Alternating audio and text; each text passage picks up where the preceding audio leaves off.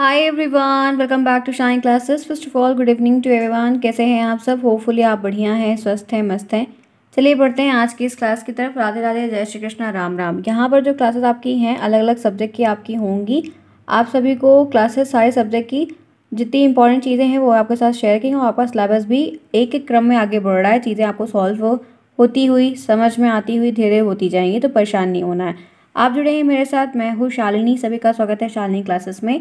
हम यहाँ पर क्लासेस कर रहे हैं 8 PM पे। आप लोग की क्लासेस है लाइव भी आप लोग के संडे के टाइम में। जब भी मुझे टाइम मिल रहा है मैं आपको कोशिश कर रही हूँ कि चीज़ें आपको लाइव भी ले लूँ और साथ ही साथ आप लोग को डेली क्लासेस जैसे चल रही है वैसे चलती चले, ताकि आपके सब्जेक्ट भी कवर हों, आपके टॉपिक्स भी कवर होते रहें। आप जुड़े हैं मेरे साथ। यहाँ पर हम करेंगे सोशल साइंस की क्लास। सामाजिक अध्ययन की जो क्लास है इंपॉर्टेंट है। पेपर यह 50 नंबर का है, मैं आपको बता रही हूँ। आप अपडेटेड रहा करिए कि कौन सा सब्जेक्ट है। आपको टोटल 8 पेपर देना है और यह 50 नंबर के हैं। 50 नंबर के 3 पेपर देने हैं। उनमें से एक आपका ये सामाजिक अध्ययन है, जो कि हमने बेसिक सब्जेक्ट में आ रहा है। हमने इन्हें बहुत शुरू से बहुत बार पढ़ा है। आज हमें उन्हीं पढ़ी हुई चीज़ों को फिर से रिविज़न करना है। चलिए फिर देखते हैं आज की इस क्लास में। जो पहली बार यहाँ पर आए हैं फ्रेंड्स, प्लीज़ चैनल को सब्सक्राइब करिए, बेल आइकन को ऑल पे ऑन करिए। जब भी क्लास होगी नोटिफिकेशन आपको मिलेगा।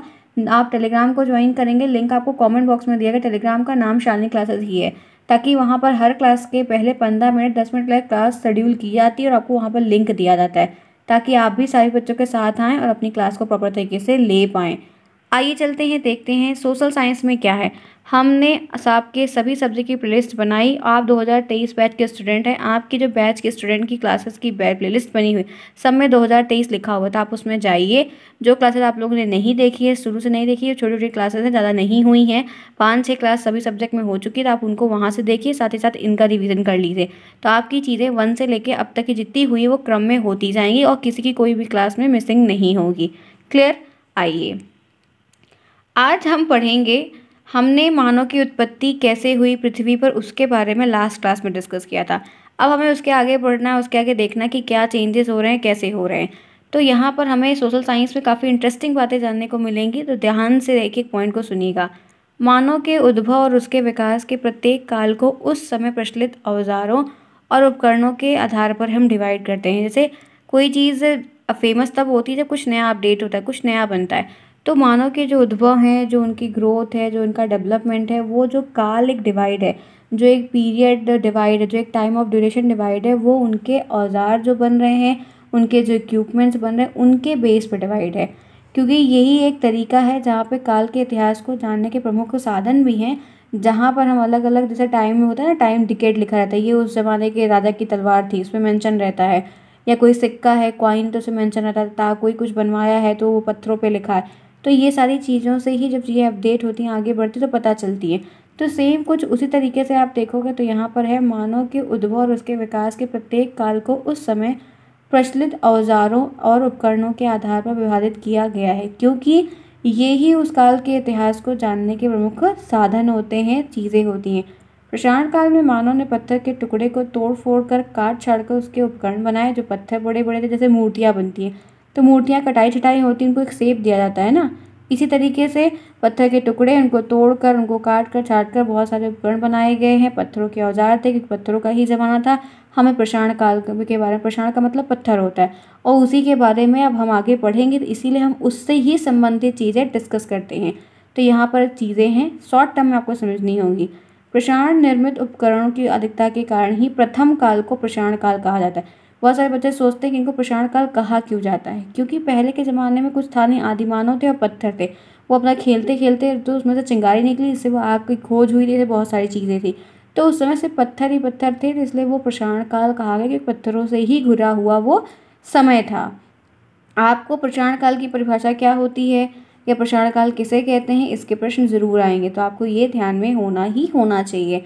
तो मानव के उद्भव की जो बात बोली गई वो मैंने आपको यहाँ पर समझाई। प्रशांत काल को समानता हम अगर 3 प्रमुख विभागों में इसको डिवाइड करते हैं। मेन बड़ी जो 3 सबसे बड़ी कैटेगरी है, उन तीनों के बारे में हमें डीपली पढ़ना है, वो मैं आपको बताऊंगी। तो यहाँ पर आप देख सकते हैं, प्रशांत काल को हम 3 मेजर भागों में बांटते हैं। एक पूरा प्रशांत काल होता है, एक मध्य होता है, एक नव होता है। ठीक है। अब पूरा प्रशांत काल भी निम्न प्रशांत काल, मध्य पूरा और ये उच्च में बटा है। तो फिलहाल हमें इसमें इतना इन्वॉल्व तो नहीं होना है, लेकिन हमें मेन जो बड़े बड़े टर्म को लंबे समय तक अपने दिमाग में अपने एग्ज़ाम के दौरान याद रखना है, वो यहाँ पर आपका ये 3 टर्म है। तो ये तीनों आपको बहुत अच्छे तरीके से आना ही आना चाहिए। तो यहाँ पर ये हैं आपके, ये 3 हैं। ये क्या होते हैं? पूरा प्रसारण काल किसे कहते हैं, मध्य प्रसारण काल किसे कहते हैं, नव प्रसारण काल किसे कहते हैं, पूरा प्रसारण काल के उदाहरण बताइए, मध्य के बताइए, नव के बताइए। ऐसे चेंज करके कई सारे आएंगे, तो आपको ये समझना होगा, इनको जानना होगा, इनके उदाहरण को समझना होगा, कैसे डिवाइडेशन है ये जानना होगा, तभी आप इन चीज़ों को बहुत ही बखूबी नॉर्मल तरीके से कर पाएंगे। ध्यान में रखिएगा, सोशल साइंस है, जितना बेहतरीन भर के कॉपी आप लिखेंगे उतना आपकी ये हेल्प करने वाला है। ये मैं एकदम श्योर होकर आपको बोल रही हूँ, ठीक है। तो मेरी बात को ध्यान से चलिए सुनिए। अब ये जो फिगर, राउंड फिगर दिखा दिया, अब आपको वो बात बतानी है जहाँ पर पूरा प्रसारण काल के बारे में क्या है ये देखते हैं। आइए जानते हैं। पहले छोटे छोटे टर्म में बता दूंगी, फिर बड़े टर्म में एक एक क्लास में बता दूंगी, ताकि आपका एकदम क्लियर हो जाए। और ये क्लास देखने के बाद जब आपको डाउट रहता है तो आप कमेंट बॉक्स में मुझे कमेंट, जिस बच्चे के जो भी कमेंट्स आएंगे उनके रिप्लाई आपको यहाँ से मिलेंगे ही मिलेंगे।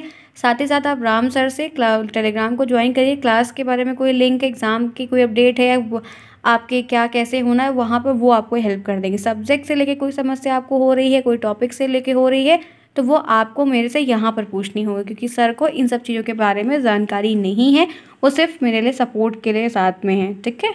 चलिए, तो ये पूरा प्रसारण काल के बारे में क्या है आइए जानते हैं। पूरा प्रसारण काल के उपकरण 20 लाख वर्ष पूर्व मानव के प्रथम बार बनाए थे। पहली बार मानव ने 20 लाख वर्ष, बहुत होता है, बहुत लंबा समय होता है, और उस वक्त प्रथम बार पहली बार बनाए थे, जो आकार में बहुत ही बड़े और मोटे थे। अगर हम बात करते हैं तो काफ़ी बड़े बड़े थे और काफ़ी मोटे मोटे थे, पर सुगढ़ नहीं थे, मतलब कोई गढ़ाई नहीं थी, कोई शेप, कोई आकार कुछ नहीं था, बहुत ही अजीब बेढंगे से थे। भारत पूरा प्रसारण युग के मानव द्वारा प्रयोग किए जाने वाले पत्थर के औजारों के स्वरूप जलवायु परिवर्तन के आधार पर भी इन अवस्थाओं में बांटा गया है। एक निम्न पूरा प्रसारण काल, दूसरा मध्य, तो और उसके बाद उच्च है। तो इस तरीके से भी चीज़ें देखने को पूरा प्रसारण काल की। आपको बस एक बात ये समझनी कि सबसे पहला काल प्रसारण काल, प्रसारण काल को 3 भाग में बांटा गया, पूरा प्रसारण, मध्य और नव। अब पूरा प्रसारण काल में क्या चीज़ें हुई हैं वो आपको औजार को देख के समझ में आ जाएगी। मैं आपको अभी एक फिगर दिखाती हूँ, इमेज एरिया दिखाती हूँ, वो भी आपको कुछ हेल्प करेगा, क्योंकि कभी कभी हमसे उनसे संबंधित चीज़ें पूछी जाती हैं, तो वो आपको समझनी होंगी ताकि वो आपकी हेल्प करे। तो पूरा प्रसारण काल के बारे में यहाँ पर जो भी चीज़ें, उनसे ये समझना होगा कि कैसे पत्थर थे, कैसे औजार बन रहे थे, कैसे औजार बनाए जा रहे थे, क्या क्या चेंजेस हो रहे थे, कैसे कैसे चेंज आ रहे थे, वो चीज़ें हैं। तो ये आपको ध्यान में रखना ही रखना होगा। मैं आपको दिखाती हूँ, अभी मैं आपको दिखाऊंगी, मैंने लिया हुआ है। आते ही बात करते हैं एक छोटा सा राउंड ऑफ फिगर और देखते हैं पैराग्राफ के जरिए मध्य प्रसारण काल का। तो कहते हैं कि प्रस्तर युगीन संस्कृति में एक मध्यवर्ती मिडिल एज टाइप की अवस्था आती है, जिसको मध्य प्रसारण युग कहा जाता है। इस युग में पत्थरों का आकार छोटा हो गया था, पत्थर के जो बड़े बड़े बेढंगे से औजार थे वो छोटे कर दिए गए थे, और लघु आकार के कारण इन्हें सूक्ष्म प्रसारण उपकरण भी कहते हैं। इनका आकार बहुत छोटा होने की वजह से हम इनको सूक्ष्म भी कहते हैं, क्योंकि पहले बड़ा था खूब, मतलब अगर इतना बड़ा रहा होगा तो मध्य में वो इतना बड़ा हो गया, नौ में फिर और छोटा हो जाएगा। तो इस तरीके से क्या हो, समय के साथ जैसे जानकारी हुई तो हम चेंजेस लाते हैं, उसी तरीके से है। तो इन्हें सूक्ष्म प्रसारण उपकरण कहते हैं। इस उपकरणों के मानव ने अखेटक खाद्य संग्राहक अवस्था में रहने लगे थे, मतलब वो जो है चीज़ों को बटोर कर रखने लगे थे, ताकि कोई प्रॉब्लम्स आएगी तो हम लोग खाएंगे, बाद में प्रिजर्व करेंगे। अखेटक मतलब जानवरों को मारकर खाने लगे थे। पशुपालन की ओर भी बढ़ गए थे। पशुपालन, पशुओं को पालने से दूध मिलता था, मांस मिलता था। तो नदी और तटों और झीलों के किनारे लकड़ी, घास फूस की बनी झोपड़ियों में फिर रहने लगे, मतलब झोपड़ी की भी जानकारी हो गई थी। गुफाओं में रहते थे, पत्थर से गुफाएं बना लिए थे। तो इस युग में मिट्टी के पात्रों का भी उपयोग हुआ, मिट्टी से पात्र भी बनाना सीख गए थे। खाद्य सामग्री को पहले कच्चा खाते थे, फिर उसको पकाना भी सीख, यानी कि मध्य प्रसारण में जब आए तो पत्थरों का ही काल रहा, लेकिन चीज़ें क्या हुई, इन्हेंस हुई, चीज़ें क्या हुई, बढ़ी, उनको और समझ में आने लगा, उनके लिए वो चीज़ें ईजी हो गई। ठीक है, तो आपको यह बात समझनी होगी। फ्रेंड्स, मैं आप लोग को सही ये कहना चाह रही हूँ कि आप लोग की मैं 2 क्लास करूँगी। ठीक है, तो जो ये आपकी क्लासेस है ये आपको एटलीस्ट दोनों क्लास मिलाकर आपको आधे घंटे की क्लास करेंगे, क्योंकि सब्जेक्ट बहुत ज़्यादा है। तो अगर दोनों क्लासेस के लिए करना है, क्योंकि करना पड़ेगा, कोर्स फिर पीछे हो जाएगा। इसलिए मैं आपकी 2 क्लास करूँगी और दोनों क्लास आपको 15 से 15-15 मिनट की। तो मैं आधे घंटे के लिए आपके लिए वक्त निकालूंगी और आपके सीनियर के लिए भी वक्त निकालना है। तो मेरा एटलीस्ट डेली का टारगेट हिसाब से मुझे 3 से 4 क्लास करनी पड़ती है। तो ये टीजे मैनेज करना, फिर अपडेट करना, बनाना, सब कुछ शेड्यूलिंग करना, तो बहुत वक्त लगता है। तो ये आधे घंटे का वक्त मेरे लिए, मेरी आपकी इन क्लासेस के लिए मेरा 2 से ढाई घंटा जाता है, जो कि डेली नहीं मिल पाता। तो इसलिए मैं आपकी 15-15 मिनट की क्लासेस अरेंज करूँगी, ताकि आपकी 2 सब्जेक्ट हो पाएँ और दोनों बराबर चलते रहें। फिर आपको इधर से हेल्प मिल जाएगी, गाइडेंस मिल जाएगी, टिप्स पता चल जाएंगे, फिर आप बखूबी खुद से भी बहुत सारी रिवीजन कर लेंगे।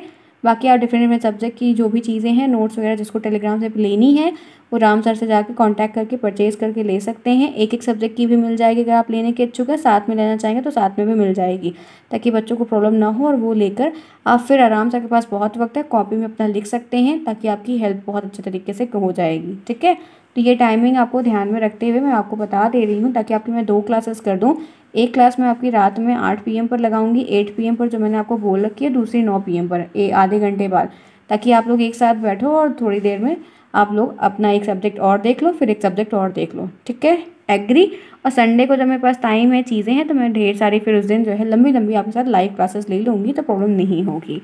उम्मीद है कि सबको दिक्कत नहीं होगी और सब मैनेज कर लेंगे, चीज़ें आपको समझाई जा रही हैं। आइए, हमने यहाँ पे मध्य के बारे में भी डिस्कस कर लिया। नव के बारे में देखते हैं। तो कहते हैं कि नवपाषाण काल जो होता है वो मानव पशुपालन कृषि कार्य की ओर बहुत ही अग्रसर हुआ।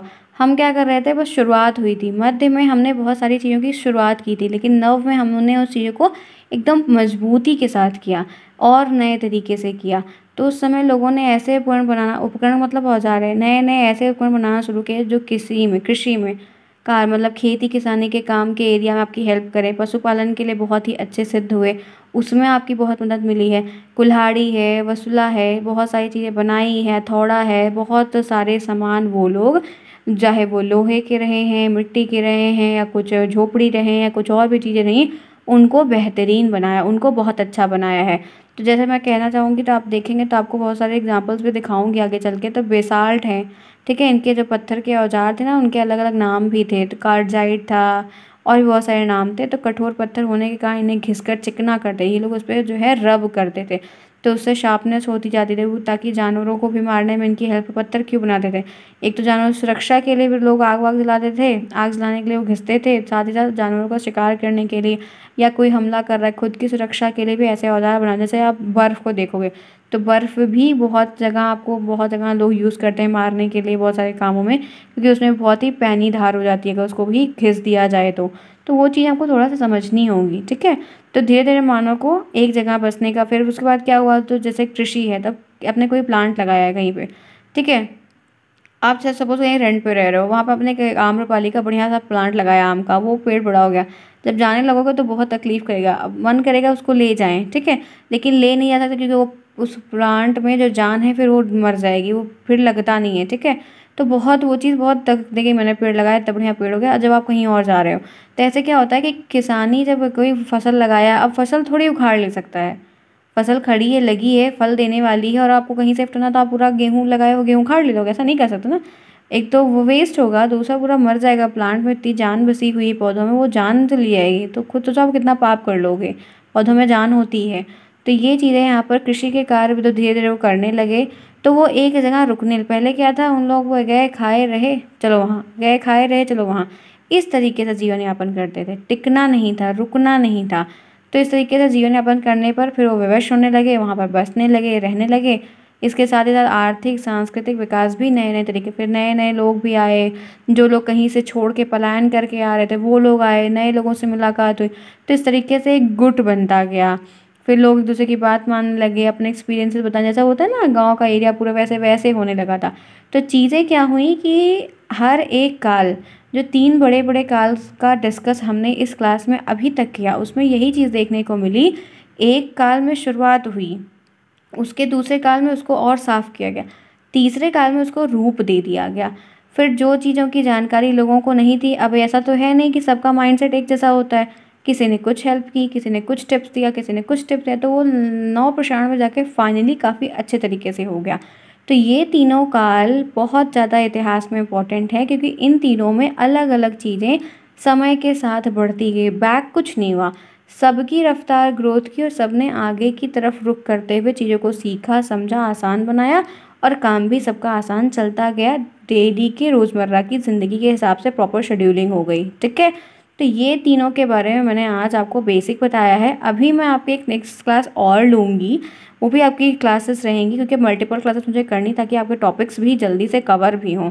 तो इसके बाद की जो क्लासेस होगी वो मैं आपको बताना चाहती हूँ, पूरा प्रसारण काल पे सिर्फ एक क्लास अकेले होगी, चाहे वो 10 मिनट्स की ही होगी, लेकिन 10 मिनट से पूरा प्रसारण काल एकदम आपका क्लियर होगा। मध्य प्रसारण काल की एक होगी, पूरा क्लियर होगा। 9 की एक होगी, पूरा क्लियर, ताकि कैसे प्रश्न बन रहे हैं, पूरा प्रसारण काल किसे कहते हैं, मध्य प्रसारण काल किसे कहते हैं, नव प्रसारण काल किसे कहते हैं, पता होना चाहिए। पूरा प्रसारण काल की कोई 2 विशेषताएं लिखिए, मध्य प्रसारण काल की कोई 2 विशेषताएं लिखिए, नव प्रसारण काल में क्या क्या नया हुआ था, किस चीज़ का विकास हुआ था, उसको लिखिए। तो इस तरीके से इन कालों पे प्रश्न बनते हैं। वो मैं आपको प्रश्न तैयारी करवाऊंगी क्लासेस बाय शालिनी पे। एक हमारा और चैनल है जहाँ पर हम क्लासेस जब एग्ज़ाम टाइम में क्वेश्चंस करते हैं, उसका लिंक आपको कमेंट बॉक्स में मिल जाएगा, नहीं तो आप यूट्यूब पे डायरेक्ट सर्च में डालिए क्लासेस बाय शालिनी। टेलीग्राम पर उसका लिंक दिया गया है, तो वहाँ पे आप एग्ज़ाम टाइम में क्वेश्चंस करेंगे, या तो अभी 1 महीने बाद पहले कुछ कोर्स कवर कर लेते तो वहाँ पर भी करने लगेंगे। तो वहाँ पर डेली आपको एक एक सेट का क्वेश्चंस मिलेगा, तो वो आपकी हेल्प करेगा। ठीक है, तो ये पूरी प्लानिंग है, सब कुछ होगा, बढ़िया होगा, कोई दिक्कत नहीं। अपना साथ बनाए रखिए, समय के साथ आइए। कमेंट ज़रूर किया करिए, डेली मैं आप लोगों के कमेंट्स देखती हूँ, ताकि अगर कोई प्रॉब्लम है तो वो रिप्लाई आपको मिल जाए और वो आप लोग मेरे से पूछ भी लिया करिए। ओके फ्रेंड्स, मिलते हैं फिर नेक्स्ट में। Bye bye, take care, see you soon.